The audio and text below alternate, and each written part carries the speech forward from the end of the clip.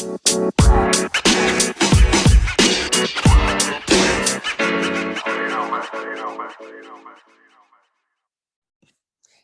and welcome to the podcast. I'm Karen Weaver. 2 years ago this month, America was embroiled in racial and social justice protests, kicked off by the unfortunate and tragic murder of George Floyd in Minneapolis by a police officer. Higher education, like so many other industries, took the opportunity to look inward and ask, how are we doing when it comes to racial and gender equity? For the presidents of the West Coast Conference and Commissioner Gloria, this was a time that needed more than hand-wringing and platitudes. It required the resolve to do better. One area they chose to hold themselves to a higher standard was in diversifying the hiring of coaches, staff, and administrators on their campuses. Thus, the Russell Rule was born. I invited Navarez and the University of San Diego's president, James T. Harris, to join me on the podcast today to talk about the recently released data on their 2-year-old initiative and measuring how effective they've been in matching the method to the message.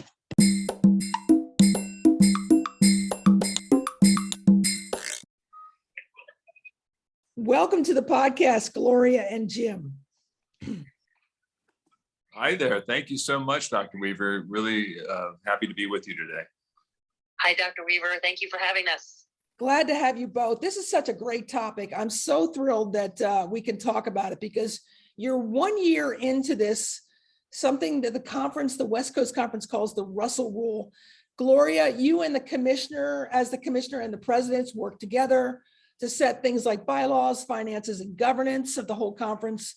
For most boards, that's a very full place, but you and your colleagues decided to go one step further with the Russell Rule. Tell us about the origins of this idea, and were there any specific incidents that spurred this action? In fact, there was. The murder of George Floyd happened to be the week prior to our league-wide meetings in the summer. And so we immediately reshuffled the agenda to put the social justice issues at the top, because our membership really wanted to talk about, what was happening in the nation and how that impacted the athletes we serve. So in those conversations, did you talk about all kinds of ideas around social justice, or did the, as we call it in the NFL, the Rooney Rule, which has become the Russell Rule, did that rise to the surface early in your conversations? We spent a lot of time talking about what it means to serve our student athletes. And at the time, a lot of organizations and leaders were putting out statements of support. And I heard from our president's group that they wanted to do something that had meaningful and lasting impact, because we were doing all the statements and all the education, but they really wanted one step further. And I had the concept of the hiring commitment in the back of my mind. So when we started talking about it, the group just jumped onto the concept, and really it took off from there. Jim, you've had a long history in higher education in some significant leadership roles, including 7 years as president at the University of San Diego and 13 years as president at Widener University in Pennsylvania. What was your thinking on this topic? How did the board discussion evolve to implement this rule? Well, I thank you for the question, Dr. Weaver. I think we have to go back a little bit earlier than even 2020, and that was the board's what we were looking for in a commissioner. And I happened to be one of two presidents who served on that search committee, and it was front and center to us and very important that we have someone who had a shared commitment with the presidents to diversity, equity, and inclusion. And we are seeking someone who would be the living embodiment of those values in our conference. In that, we found, through Gloria, we found exactly that. She has been the living embodiment of that, in addition to all the pieces, like you said earlier. It's an incredible job to be a commissioner and to manage 10 presidents, let alone all the athletics and all the sports and the coaches, and also, obviously, the athletic directors. And she has been a thought partner, a visionary with regard to this, the Russell Rule. And the Russell Rule, we've had people say, well, it's just like the Rooney Rule. Not quite. I think it's far more complex than that, and that we're trying to do something deeper and more meaningful, obviously across more positions and into the institutions. And the WCC has a group of presidents who, and we've had some change over the last 3 years, and the presidents have become more diverse, which I think has been terrific as well. But the presidents have a full commitment and work so well together. There's a level of cooperation here that I've not felt in all my years as a president. Among other presidents, even though we compete for students and we compete athletically, there is a deeply felt commitment to this work. And Gloria has kind of tapped into that and has channeled it for us and helped us think about where do we go from here. And you think about what's happened. We implement the Russell Rule, and then we go into a global the global pandemic continues for 2 years. In the spring of 2021, we put all of our fall sports into the spring for the most part. It was crazy in American athletics, and it's something that I think I'm really proud of the fact that the presidents and the athletic directors have worked with Gloria. We've been able to be committed to this important work. Jim, you talk about the board and the commissioner working together. I don't think there's enough conversations about how important that working relationship is for functioning all, in your conference, 10 collegiate athletics programs, but to add a layer on top of it of saying, okay, now we're going to, in essence, monitor compliance with a new rule. So Gloria, how do you monitor either compliance or a sentiment towards this rule? Are there searches in athletics department that are exempt from this requirement for the Russell Rule? How are you defining diverse candidates for each campus and each position? Well, it was no small task, largely because it was new space for us. But what isn't new space is monitoring compliance in our organization for following our handbook and rules. So you asked about, there are 2 exceptions. One, if you don't do a search, if you just elevate somebody internally, the hire is not subject to the Russell Rule. And second, if you have a candidate that meets the Russell Rule, make it to the finals, but then pulls themselves out. All other hires are subject to the hiring requirement. And much like everything else we do in the NCAA world, it's self-reporting. So every school reports, fills out a data sheet on all the hires during the last cycle. And then we run them through the President's Council and address any questions or incidents of not meeting the Russell Rule. And so, Jim, I don't know if that's come up yet or not, but if it did come up, how would you all manage that inside of the President's Council then?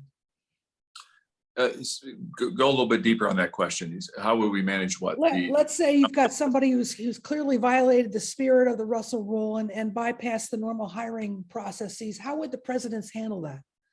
Well, we had a conversation. There were a couple searches that did not, based on the data that Gloria had shared with us, and correct me if I'm wrong, Gloria, and we had that conversation candidly with the presidents. And it wasn't a matter of, oh, school X didn't follow the rule. It was, what were the impediments? Can we learn from this? We really wanted to spend our first year or two figuring out how do we measure this? How do we hold each other accountable? And I felt that there was a very, very healthy and good conversation that we had.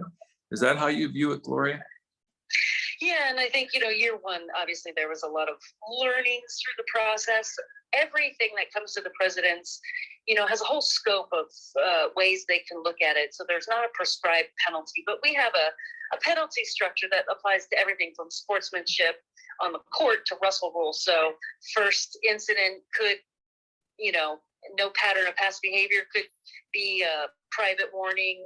As you escalate, public warning, reprimand, findings, penalties, suspension. So there's a whole gamut of things to choose from, not just for this policy, but for everything we do at the conference. And I think what is interesting about the discussion over time as we collect more data, one school missing the Russell Rule on several different hires is one type of issue. Several schools otherwise, complying with the Russell Rule, but missing maybe on a certain job, like an assistant golf coach or something, implies a pipeline problem. That's a different issue. So we've left ourselves the flexibility to hold our members accountable, but also with the room to really look at, what if we have a pipeline issue or, a barrier to application issue. So it'll be a really interesting discussion, but I think we need to get 2 or 3 years in to figure out, where really the soft spots are. One of the things that we've discovered is that if I recall our data, Gloria, and again, you can correct me, we had 12 searches, and that would include athletic administrators and athletic coaches. It turned out that we 100% had met the Russell rule in terms of who we interviewed, and 6 of those 12 ended up being from diverse populations. What was interesting for me, particularly in the higher profile ones where I was involved, there is a growing interest and willingness of diverse candidates to look at a place like USD or a school in the WCC because of this commitment. So they know that they're being looked at seriously, that we have a commitment to this work. So I think it just elevates the individual institutions' work by being part of a conference and like-minded institutions that are trying to do it. And I really think we're setting a great example, thanks to our commissioner and the presidents. I think we're setting a really great example for other conferences to consider. Yeah, it makes sense. I mean, 2 years post the death and all the social justice energy around George Floyd, this initiative can help candidates frame the conference differently in their minds about your commitment. You're verbalizing your commitment to them. Is there any parameters on your definition of diversity? I mean, is the standard sort of the white male and everybody else outside of that is considered diverse? How do you measure diversity? Gloria can answer that probably in more detail, but my take on it is it depends on the sport. So for example, when we look for a men's basketball coach, to interview a woman for that position would fit the spirit of the Russell rule. Am I correct, Gloria? Yeah, and that was a question we spent a lot of time on. And what we ended up doing is anchoring the definition on the NCAA data for Division I positions. So the NCAA has a whole database, and they break it down by head coach, assistant coach, administrator. And right now we're hovering at a 50% benchmark. So if women's soccer is a great example, women do not yet represent 50% of the head coaches in women's soccer in Division I. So right now, if you have a women's soccer coach position open and you interview a woman, that would satisfy the policy.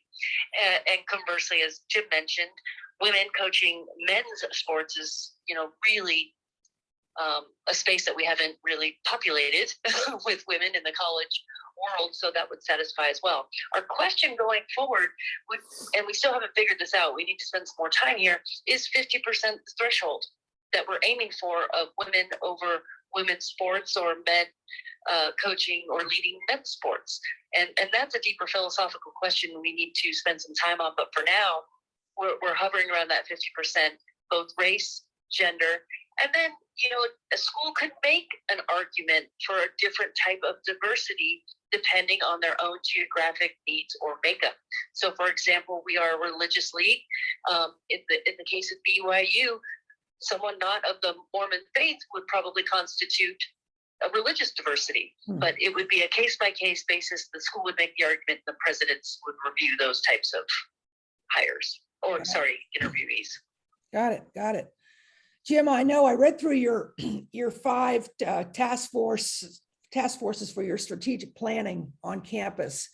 And number 4 is the diverse and inclusive community, expanding sustainability initiatives, and enhancing your USD's role as an anchor institution of scholarship, teaching, learning, and service. How does this help that initiative on your campus? I think it helps by saying we are not alone in this work. And I would say probably most of the schools in our conference, well, they're all committed to the Russell rule. They're all committed in their own way to diversity, equity, and inclusion. I would say most are probably equally committed to work such as in the environment, and many of them are involved. For example, I know St. Mary's College, we have a relationship with them where we have a common donor, and we have students who are working in the community to try to do some important work there. I would say my mindset has changed, or my approach has changed a bit, and I think our conversations at the conference have helped. So it used to be for me, Karen, maybe it was that's just the way it was, and I've been a president now, this is my 28th year at 3 different institutions, is that you you think about how do you diversify the faculty and how do you diversify the student body? And it was around numbers, right? So if we have more applicants that are diverse, and again, diversity in the broadest sense of the word, and you can make some real strides there. And I think that just makes for a better learning environment when you have people of all these different faiths, backgrounds, intersectionality, identities, and so forth on your campus. It just makes for a better learning environment. But what I think the George Floyd murder and the conversations we've had as presidents within the conference has really changed or broadened my perspective on this is it's not enough to say we're welcoming you to our campus. We actually have to build it with you in mind. And I think that is a mental shift for me. So it isn't just about the numbers and the people. They're critical, absolutely critical. It's the support systems that you have in place. It's the traditions that you create that would be more inclusive. It's how you talk about yourself as a campus. It's about the actions that you take, and to have it in one of our most high profile areas, collegiate athletics, to have a commitment to this speaks volumes to the rest of the campus. And I have to say that I probably have failed as a president to tell more about the Russell rule. I've talked about it on campus in public forums, but to always come back to that and say, this is another example of how we're working with peer schools to do this important work. Gloria, is there anything you want to add to that? What kinds of messages is sending about who the WCC is? I think Jim said it so well in that I just hope it lays out the welcome mat to candidates that are thinking about positions in our league that may not apply or might not think that they'd be seriously considered. Jim related some stats for USD, but really those represented the trend in the league. We met the Russell Rule 81 of 84 hires, and we actually had a hire through rate of 51.3, I think, hiring rate of the candidate in the pool because of the Russell Rule. So we're not just checking a box here. We really are serious about diversifying and changing the faces of our athletic departments. Shifting gears a little bit, I'd be remiss, Gloria, not to ask you about the fast changing dynamics happening in Division I. As a trained lawyer who came up through the ranks as a compliance officer, among other titles, what is your analysis of where Division I is and what compliance might look like in the post-transformation era, both at the national level and the conference level? You can say that in about 2 minutes. I'm kidding, but it's a very broad question. But as a compliance person, I'm interested in your perspective. To your point, very, very broad, and there's a lot going on, largely our own making, because we haven't been changing with the times. However, I do think we may see some real clarity at the national level on what exactly we're regulating and why, and maybe some more active participation in the conference level. But we've grown up in a system where if you have an issue, one of your 32 Division I conferences doesn't like how many pages are in the media guide, they submit a proposal that gets passed and becomes rules, national governing principles. And, it's a really bottom up, very individually centric rulemaking, whereas I think we're trying to flip the model and really look at the national office and what do they regulate and why, what should the regulation be, and think about it holistically from the top down, which honestly I think is a good thing. Do you think that's going to add more to your workload as a conference commissioner and that those of your staff as well? I'm not sure. I think maybe, but I don't think to the degree that it would be a tsunami hitting our office. Now, I could be wrong, but that example of the pages in the media guide, that's not something, if we didn't regulate it at the national level, I don't know that we would make a regulation at the WCC. And so, anything we would do at the conference might limit us competitively with our colleagues, might not be a national rule, then it might not be fit to be a conference rule either. So it might actually thin out our rule book a little bit. No doubt there will be some things that we need to take very, very seriously that aren't of the ilk of pages in a media guide, but we could and would be prepared to do that. Jim, I got to imagine you're keeping your eyes on this as well. You're in a conference that's considered not a Power 5 conference. It feels like a 7th grade dance sometimes. What are you keeping your eyes on in this as this transformation unfolds? If I could change that slightly in terms of what I'm thinking about with regard to it, I guess would be, I'm thinking about how the public perceives the NCAA. We've lost trust. I actually am now hopeful about the future of the NCAA, more so than I was a year ago. As you know, Gloria and I are deeply involved at the national level. Gloria served both on the Constitution Committee, and she now serves on the Transformation Committee. I serve on the Board of Governors, the One Board of Directors, and so forth. Lots of topics. I think there are a couple misconceptions out there. One is that people believe that the Power Five are this homogeneous group of schools that believe in the same thing and want the same thing for the NCAA and within the same role. It's not true. Each conference is different, and Gloria can speak to her experience with those commissioners, but each conference is different and each school is different. And my experience as a president over the years has been that institutions often move in the direction that the president wants them to go and their aspirations for that institution, who they affiliate with, and so forth. I have hope, and I don't think we're all that different. And in many ways, when I've spoken to commissioners of some of the larger, these Power Five conferences, they actually see the advantage of being in a place like a WCC. And I think we probably get it right in many ways. That a student's experience, a student athlete's experience is first as a student, and then trying to be, and we compete at a national level. I mean, so people will say, well, you're not a Power Five. Well, listen, we've had national champion teams in the last few years, more than one. We've had teams that have competed for the national championship, basketball being the highest profile 2 years ago with Gonzaga. So I think we're competing at a very high level athletically, but we also put the student athlete. The thing I'm thinking about is how do we make sure that the student athlete, that the focus of the NCAA is primarily on the student athlete's experience. Forget about all the coaches and everything else that we're talking about here. What is it that we're trying to accomplish here with our student athletes, right? A great experience as an athlete that helps form them into compassionate citizens, to individuals who know how to be responsible citizens in our society. Like that old advertisement for the NCAA, 98% of them are not going to go to pro sports. And so there's so much good with the NCAA, so many things happening on our campuses that get lost in this conversation. And I think we need to build that trust. I think the presidents are together on trying to, I believe we're all here to really make our association be successful, and primarily to make it successful for those student athletes. Speaking about student athletes, how do you know that they're having a successful, good experience as you envision it? Well, I think, and I'll let Gloria answer that as well, I think it's about whether they're thriving, not just the numbers. So you can look at, well, are the graduation rates where they should be? Our student, and there's so many complex issues now with the transfer portal. Are you held accountable as an institution? Because I just heard of a student athlete who will be at, I think, their fourth institution in 5 years. I don't know that an institution can be accountable for that individual. But I do think it's about whether they're thriving. Are they having, there's so many mental health issues on campuses outside of athletics.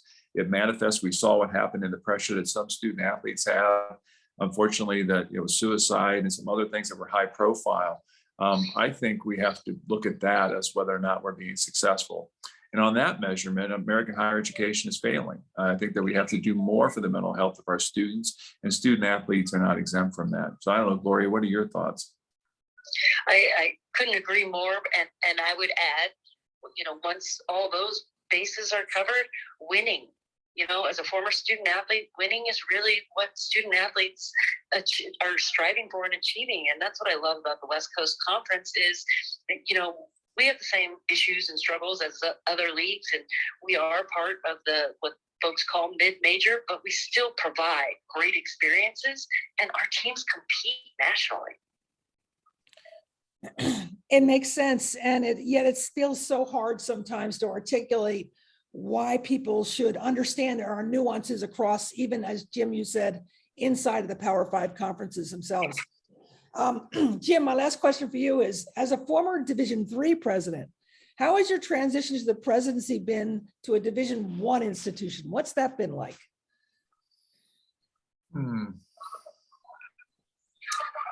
Well, obviously Division One has greater profile, more attention to it. So we were caught in a couple problems ourselves. So for example, the varsity blues scandal hit our campus based on a coach who acted unethically and no longer a member of our coaching staff, obviously. So it's a little higher profile. I think if that same thing had happened at the Division III level, it wouldn't have reached the national conversation and wouldn't have reached the halls of Congress, for example, on how they might want to try to remedy those kinds of problems. So I think it's more of you're a higher national profile positions when you're in institutions like the WCC institutions. The commitment, however, to student athlete success and thriving student athletes is the same. I think my colleagues who were in Division III that I work with very closely, and we had some great relationships there in the schools that I served and also in the conferences that we were in. It's all about the student athletes. And I find that same sense of concern in the WCC and also at the NCAA level. I work with a number of Power Five presidents at the NCAA level. They too are concerned about mental health. They want to win, they want to be successful, but they really are concerned about the same issues. I don't find it that different in terms of the presidential commitment. It might take more time, it might be a higher profile. And now with social media, and there has been a difference, Karen, in 7 years in social media that has changed all of it. So it's kind of hard to discern whether or not that was Division III or it was just the fact that everything's so public at this point. But I think that commitment is still there. So I haven't found it that different or that difficult to transition to Division I. There are people who, there are boosters and donors and others who might feel very strongly about a particular sport, that we might need that support in order for our athletic programs to be successful. It might be a little bit different than Division III, but not so much. Well, listen, last comments on the Russell Rule and what kinds of takeaways your colleagues might want to consider adding it to their conference. Gloria, I'll start with you. You know, I have had a lot of inquiries about what we're doing and how it works, and it is complex and nuanced underneath when you lift up the hood and look at what our policy is. But I am happy to speak to anyone, share information, share data collection sheet templates and that type of thing. And just, hope this gets legs because it's really been a positive thing for us. Terrific. Jim, any last comments? I would say that it starts with the commissioner and with the presidents, and they have to take responsibility for this. It's not enough to give lip service to this work, and it is truly to build that culture within the conference that then trickles down to the institutions, or maybe moves up from the institutions to the conference as a whole, and holding each other accountable. We had an interesting conversation last week in our conference meetings with the athletic directors and senior women athletic administrators and faculty athletic reps. And part of the conversation is, we believe that as a conference, we would hold each other accountable for some of these level 2 and level 3 violations. If you had to, if the NCAA chose to only focus on really big issues, which we think is where they should be, we think we would hold each other accountable as a conference. And I believe, and I have faith in the other presidents at the other conferences would do the same. There are people who don't, but I think that they're well-intentioned individuals out there. And I think people do want to see, I could see in other conferences adopting the Russell Rule. And they should. I think the WCC does it well. And again, it's thanks to our great commissioner and the vision and leadership that she provides. Well, Jim and Gloria, I really want to thank you both for joining me on the podcast today. This has been a fascinating discussion. We could talk about it for another 30 minutes, but Gloria, I know you're traveling, and Jim, you're about to travel. So I really appreciate you squeezing us in on this day. Thank you both very much. Thanks for focusing on this and writing about this topic and helping next generation of leaders. Thank you.